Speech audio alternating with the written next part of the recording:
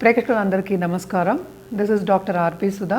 ఇప్పుడు మనం మాట్లాడబోయేది ఈ నెల రాశి ఫలితాలు, అంటే జూలై 2024 రాశి ఫలితాల గురించి మాట్లాడబోతున్నాం. ఫస్ట్ ఏంటంటే గోచారం గురించి మాట్లాడుకోవాలి. ఎప్పుడైనా రాశి ఫలితాలు మాట్లాడుకుంటే గోచారం అంటే ఏంటి, మేజర్ ప్లానెట్స్ గోచారం ఎక్కడెక్కడ ఉన్నాయో చూసుకుంటే మన రాశి ఫలితాలు ఈజీగా మనకి తెలుస్తాయి అన్నమాట. మనకి జూపిటర్ అంటే ఏంటి, గురు మెయిన్ ప్లానెట్ కదా, ఆయన మే 2024లో మూవ్ అయ్యారు ఎక్కడికి, వృషభానికి. అలాగే శని ఏమో కుంభంలోనే ఉన్నారు, రాహు ఏమో మనకి మీనంలో ఉన్నారు, అలాగే కేతు ఏమో మనకి కన్యలో ఉన్నారు. అలాగే ఏంటంటే కుజుడు మనకి ఏంటంటే మేషంలో ఉన్నారు, ఇప్పుడు మళ్ళీ మూవ్ అవుతున్నారు. అలాగే సన్, మెర్కురీ, బుధుడు అండ్ ఆల్సో మనకి వీనస్, శుక్రుడు కూడా మూవ్ అవుతున్నారు అనమాట. అండ్ ఇంకో ముఖ్యమైన విషయం ఏంటంటే శని రిట్రోగ్రేడ్ అవుతున్నాడు. సో అన్ని రాశి ఫలితాలు ఎలా ఉంటాయో చూద్దాము. ఇప్పుడు మనం మాట్లాడబోయేది మీనరాశి ఫలితాలు. జూలై 2024 మీనరాశి ఫలితాలు ఎలా ఉన్నాయో చూద్దాము. ఆ రాశిలోనే రాహు ఉన్నారు. అలాగే మనం చూసాము అంటే 12వ ఇంట్లో మనకి శని సంచారం జరుగుతోంది. ప్రస్తుతం 2వ ఇంట్లో మనకి కుజుడు సంచారం జరుగుతోంది. ఇదేమో కొంచెం second half of this month మారుతోంది. అలాగే మనం చూసాము అంటే 3వ ఇంట్లో మనకి జూపిటర్ సంచారం జరుగుతోంది. 4వ ఇంట్లో ఇప్పుడు బుధ సంచారం, అలాగే శుక్రుడు, అలాగే సన్ సంచారం జరుగుతోంది. అది first half of this month వరకే. వీళ్ళకి కెరియర్లో కొంత ఇంప్రూవ్మెంట్స్ అనేవి చూస్తూ ఉంటారు, అది కూడా ఫస్ట్ హాఫ్ ఆఫ్ దిస్ మంతే అనమాట. అలాగే సడన్గా డబ్బు వచ్చే ఛాన్సెస్ వస్తాయి వీళ్ళకి, ఆపర్చునిటీస్ మంచిగా వస్తాయి, ఎస్పెషల్లీ బిజినెస్లో. అండ్ ఆల్సో ఏంటంటే కెరియర్ విస్తరింపులో కూడా కెరియర్ బాగుంటుంది. చాలా డబ్బు సడన్గా వచ్చే ఛాన్సెస్ ఎక్కువ కనిపిస్తున్నాయి, కానీ అదే డబ్బు ఖర్చు అయ్యే ఛాన్సెస్ ఎక్కువ కనిపిస్తున్నాయి. ఎందుకంటే నీళ్ళలో ఖర్చు అయ్యే ఛాన్సెస్ ఎక్కువ కనిపిస్తున్నాయి. అటు ఏల్నాట్స్ అనే ప్రభావం కూడా ఉంది.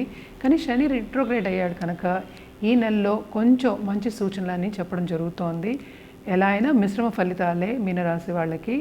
ఇంటర్పర్సనల్ రిలేషన్షిప్, ఎస్పెషలీ దాంపత్య జీవితంలో చాలా ప్రతికూల పరిస్థితి నెలకొంటుంది అని చెప్పాలన్నమాట. మనకి 7th హౌస్ కేతు సంచారం, అందుకని సడన్గా ఏంటంటే అగ్రెసివ్నెస్ రావడం కానీ, పార్ట్నర్తో విభేదాలు రావడం కానీ కామన్ ఫ్యాక్టర్ అనమాట ఈ నెలలో. సో జాగ్రత్తగా చూసుకోవాలి, ఎక్కువ నోటి దుడుసు వద్దు, కోపం కూడా ఎక్కువ వద్దు, కొంచెం తగ్గించుకోవాలి.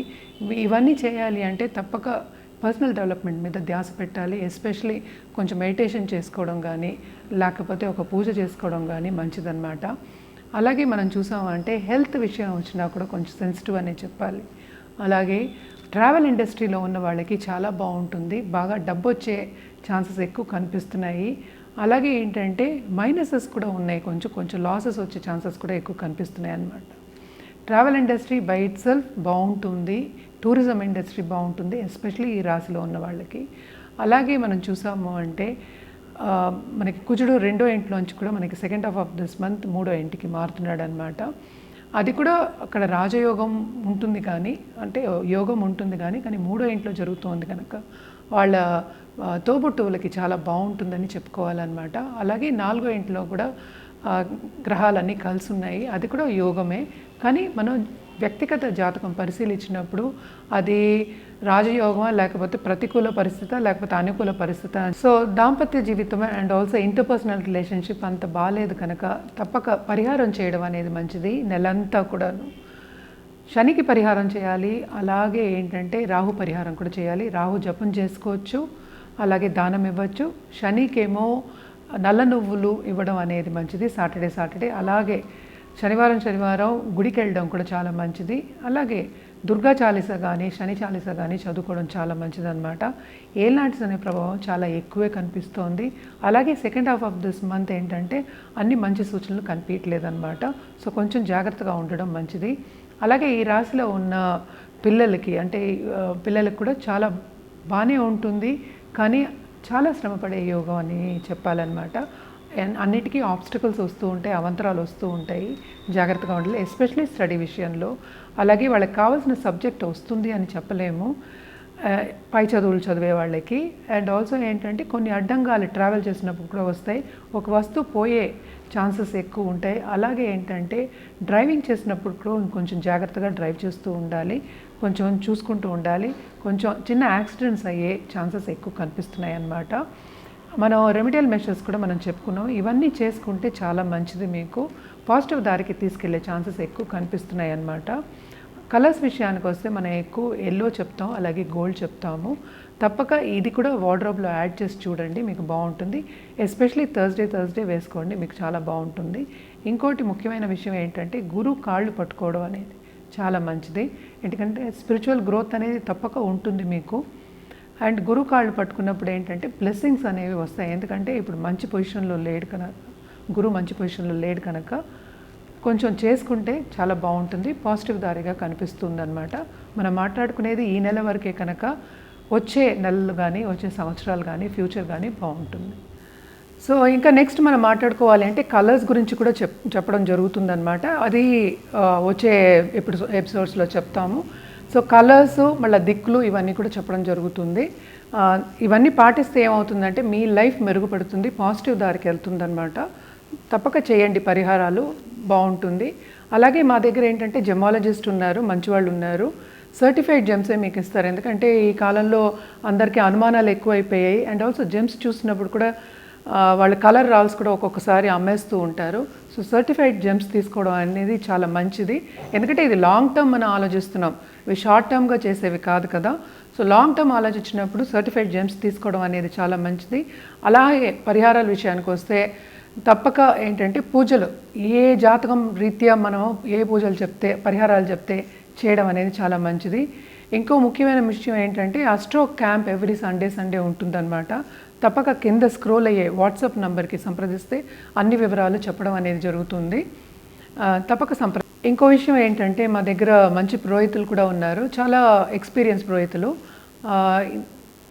స్పెషల్ పూజలు అంటే ఏంటంటే రాహుకేతు పూజ, అలాగే కాల సర్పదోష పూజ, పితృ నివారణి పూజ, అలాగే జపాలు, హోమాలు ఇవన్నీ కూడా చేయించి పెట్టగలం మీకు. ఎవరికైనా అవసరం ఉంటే తప్పక మమ్మల్ని సంప్రదించండి, కింద స్క్రోల్ అయ్యే వాట్సాప్ నంబర్ కానీ ఈమెయిల్ ఐడికి కానీ. అండ్ ఆల్సో మేమేంటంటే దేవుడి బొమ్మలు అంటే సిల్వర్లో ఉంటాయి మా దగ్గర, అది పూజలో పెట్టి మీకు ఇవ్వడం అనేది జరుగుతుంది. దాని వివరాలు కూడా కింద స్క్రోల్ అయ్యే నంబర్కి, వాట్సాప్ నంబర్కి అలాగే ఈమెయిల్ ఐడికి సంప్రదిస్తే అన్ని వివరాలు మీకు చెప్పడం అనేది జరుగుతుంది.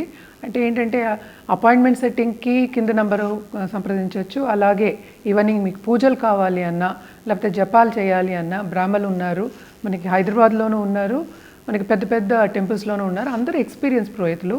సో తప్పక సంప్రదించండి, అన్ని వివరాలు మీకు తెలియజేస్తాము. మీకు కావాలంటే మమ్మల్ని సంప్రదిస్తే ఏ టైంకి ఎలా చేయాలి అనేది కూడా చెప్తాం అన్నమాట. అండ్ వాట్సాప్లోనే ఈ కాలంలో సంకల్పం జరిగిపోతుంది. సో మీరు వాట్సాప్లో కూడా మీ సంకల్పం చూసుకోవచ్చు. తప్పక సంప్రదించండి. Thank you so much. నమస్కారం. ఇప్పుడు నన్ను కాంటాక్ట్ చేయాలి, మీ జాతకం పరిశీలించుకోవాలంటే తప్పక కింద స్క్రోల్ అయ్యే నంబర్కి అలాగే ఈమెయిల్ ఐడికి కూడా కాంటాక్ట్ అవ్వచ్చు. ఇంకోటి ఏంటంటే జనరల్గా పరిహారాలు చేసుకోవాలి అంటే మనం ఎప్పటికైనా శక్తికి చేయమని చెప్తాం, అంటే దేవి రూపానికి చేయమని చెప్తాము. లైఫ్ అంతా బాగుండాలి, ముందుకెళ్ళాలి, మీరేంటంటే ఉన్నత స్థాయికి రావాలి అన్నప్పుడు ఏంటి 2 విధాలుగా చెప్తాం రెమెడియల్ మెషర్స్. ఒకటేమో జెమ్స్ అంటే జాతిరత్నాలు, ఇంకోటి ఏంటంటే పూజలు చేయాలి అని చెప్తాం. అలాగే ఏంటంటే జపాలు కూడా చెప్తూ ఉంటాము, గ్రహ జపాలు కూడా ఉంటూ ఉంటాయి అన్నమాట. అది చాలామంది అడుగుతూ ఉంటారు, ఏమంటే మేమే చేసుకోవచ్చా అని. అవును, నవగ్రహ స్తోత్రాలు అవన్నీ మీరు చదువుకోవచ్చు, కానీ జపాలు అవన్నీ చేయడం బ్రాహ్మణులే చేస్తారు. సో తప్పక గుడికెళ్ళి చేయవలసిన ఈ పరిహారాలు ఒక్కొక్క గ్రహం ఎలా ఉందో చూసి జాతకంలో పరిశీలించిన తర్వాత ఏ గ్రహాన్ని బలపరచాలి అంటే దానికి జపం చేయమని చెప్తాం, అలాగే దానం ఇవ్వమని చెప్తాం అన్నమాట. బేసిక్గా కలియుగానికి మనం చెప్పేది ఏంటంటే ఎప్పటికైనా దానమే ఎక్కువ చెప్తాం, అలాగే అన్నదానం చేయడం చాలా మంచిది. ఇంకో ముఖ్యమైన విషయం ఏంటంటే వృద్ధులకి ఓల్డేజ్ హోమ్కి వెళ్ళి లేకపోతే అనాథాశ్రమంకి వెళ్ళి మనం ఈవెన్ భోజనం పెట్టినా లేకపోతే అన్నదానం చేసినా లేకపోతే ఏ దానం చేసినా శని ప్రీతి అనేది పొందుతాం అన్నమాట. తప్పక ఈ పరిహారాలన్నీ చేసి చూడండి, మీకు ఇంకా బాగుంటుంది.